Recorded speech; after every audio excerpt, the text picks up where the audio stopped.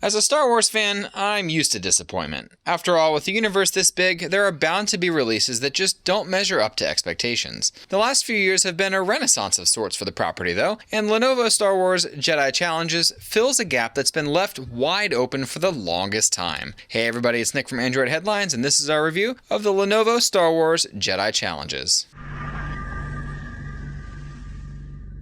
Lenovo sells its Jedi Challenges Augmented Reality Kit for $199, a kit that includes almost everything you need to get going. Inside the box are three main things: the Mirage headset, a tracking beacon, and of course, a lightsaber. What drew you into this was probably the lightsaber though, so let's start there. At first, I thought this was Luke or Anakin's lightsaber, but upon putting them next to each other, realized it's not quite the same. Peering into my phone's Bluetooth settings revealed the mystery. It's actually Rey's lightsaber. This isn't a spoiler. She gave Luke's back to him at the end of episode 7, so of course she has to build her own, and why wouldn't it be modeled after the only lightsaber she's ever seen in her life? Right, now that we're done with theory, let's talk tech. As a whole, this is similar to a number of other motion-controlled accessories out there. Gyros inside keep track of movement, and the lightsaber connects via Bluetooth. On top is a soft glowing part that changes color, and two buttons can be found on the hilt. A small circular one near the top, and a larger rectangular one further down. Both of these are easy to find, although the one on the back that looks like a button isn't actually one. Although the lightsaber is made of plastic, it's shiny in chrome,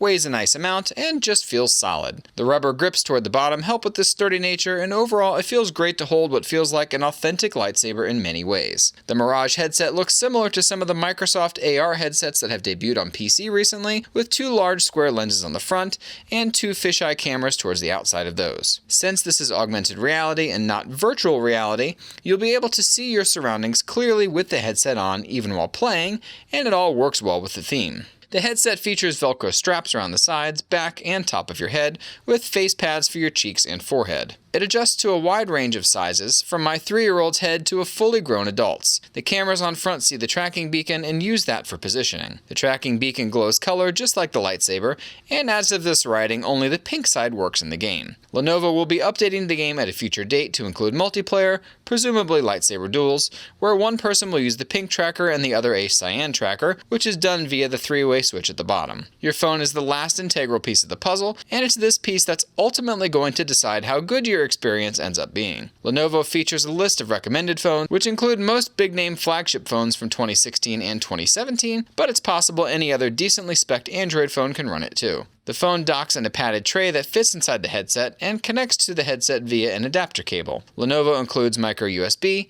USB Type-C, and Apple Lightning cables in the box, so you're guaranteed to have compatibility so long as your phone can run the app and power the headset. This last part in particular was a problem with some of the budget phones that we tried. Battery life can be tricky at times, as you have to make sure 4 different things are all charged: the headset, the lightsaber, your phone, and to a much lesser degree, the tracking beacon. The tracking beacon is the only thing that's powered by 2 AA batteries, the rest pack a standard rechargeable battery inside, and both the lightsaber and Mirage headset charge via a micro USB port. The hardest thing to keep charged for me was the phone, because an AR game this intense simply drains the heck out of the battery. I found on average 30 to 40% of my battery would drain in about an hour's playtime, and sometimes the phone would become unresponsive after long play sessions simply because it would get so hot. This is not different from any VR experience per se, but it's worth noting that this could affect both performance of the game and the length of time you can actually play in any one sitting. Any of the phones on the list will run the game just fine, and while we used a number of different phones to test,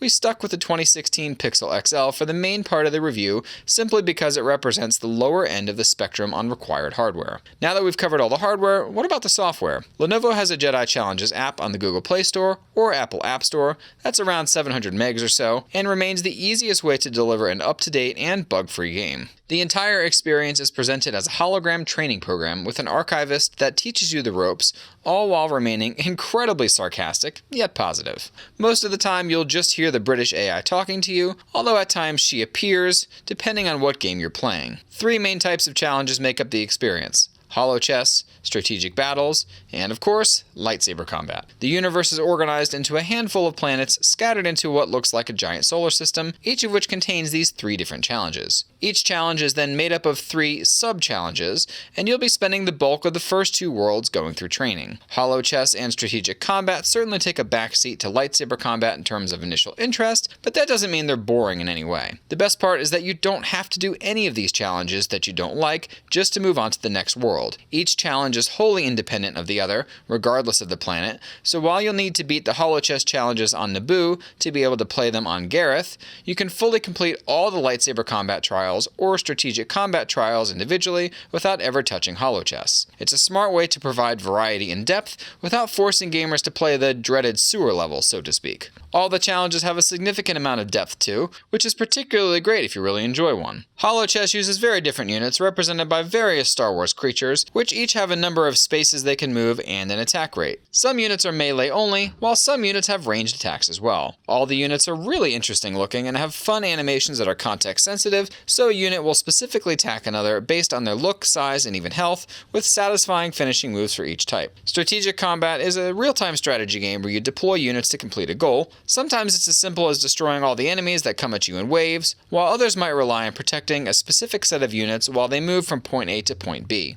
Units include stationary gun towers and turrets, as well as hero units like Jedi or clone trooper commanders, to name a few. You can directly command these units to fire on enemies or just let the AI do its thing. What makes these unique is the perspective. The Mirage headset places you hovering just over the city you're defending, and you can even crouch right in to check the units out up close. It's a really cool feeling and makes you feel more like you're controlling real units. Of course, what you really came here for are the lightsaber battles, right? We've been wanting a real lightsaber game for what seems like decades now, and it's finally here, and almost as good as you want it to be. Don't take that as a bad thing. It's more down to the limitations of what a Bluetooth connected device and a phone being the brain than anything. Having experienced the extremely short Star Wars experience on the HTC Vive, and how unbelievably fast and accurate that is, this just feels slightly more limited compared to that. As a rule, there are 2 different sub-battle types, waves of enemies and lightsaber duels. The wave-based battles have droids and stormtroopers appearing at random, firing blasters at you which can be deflected back at them. What's really cool here is that you actually have to aim the blaster bolt back. It's not just a block and go affair. Many units will come in for a melee attack, which of course is the time where you strike them down with the lightsaber.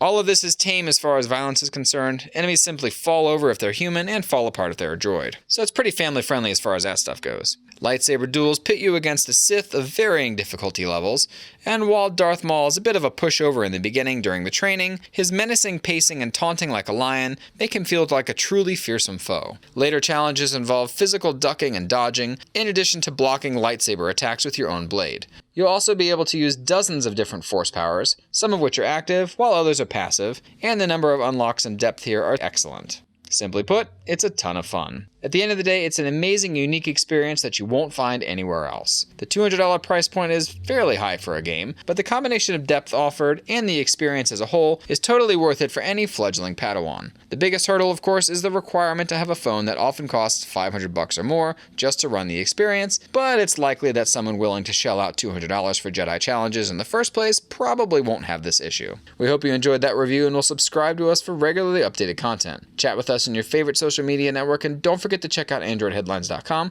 for 24/7 tech news coverage. Thanks for watching, and may the Force be with you.